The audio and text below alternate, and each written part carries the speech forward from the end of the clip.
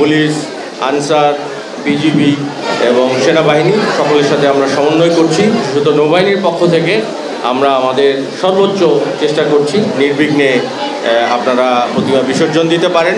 সংশ্লিষ্ট সংস্থা থেকে নিরাপত্তার বিষয়ে যে নির্দেশনা প্রদান করা হয়েছে আমরা সেটা পালন করছি এবং বর্তমানে আপনারা জানেন যে ইউনাইট টু সিভিল পাওয়ারের আওতায় সশস্ত্র বাহিনী বিভিন্ন জায়গায় মোতায়েন রয়েছে বিভিন্ন জেলায় এবং ঢাকা অঞ্চলে নৌবাহিনী প্রতিনিয়ত বেশ কয়েক জায়গায় টহল পরিচালনা করে থাকে।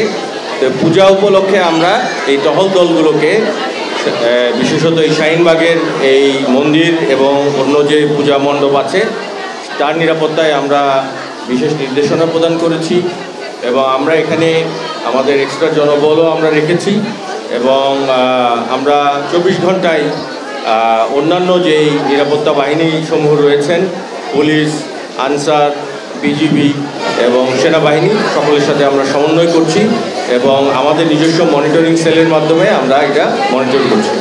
এছাড়াও আপনাদের শারদীয় সুরক্ষা যে অ্যাপ আছে সেই অ্যাপে যদি কোনো অভিযোগ আমরা পাই বা কোনো সমস্যা পাই সেটাও আমরা কেন্দ্রীয়ভাবে অ্যাড্রেস করার আমরা চেষ্টা করছি। তো আপনারা বাংলাদেশ একটি সাম্প্রদায়িক সম্প্রীতির একটি উজ্জ্বল উদাহরণ।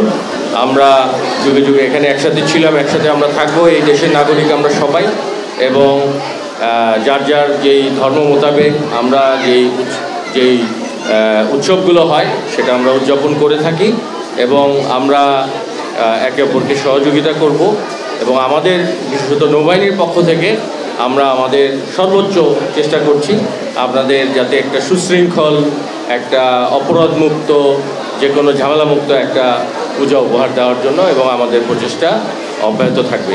এছাড়াও আপনাদের প্রতিমা বিসর্জনের দিন আমরা বুড়িগঙ্গাতে আমাদের দুটো ডুবুরি দল মোতায়েন থাকবে যাতে আমরা নির্বিঘ্নে আপনারা প্রতিমা বিসর্জন দিতে পারেন। যদিও ওই মন্দিরের প্রতিমাগুলো পার্মানেন্টলি এখানে থেকে যায়, তো অন্যান্য পূজা মণ্ডপ যারা এখানে এলাকায় আছেন এবং আমরা প্রতিমধ্যেও আমরা নিরাপত্তার ব্যবস্থা করছি। তো এই ছিল মোটামুটি। আমি আবারও নৌবাহিনীর পক্ষ থেকে সকলকে দুর্গাপূজা উপলক্ষে শারদীয় শুভেচ্ছা জানাচ্ছি। সকলের জীবন কল্যাণময় হোক, সবাইকে দীর্ঘজীবী করুন এই কামনা করছি।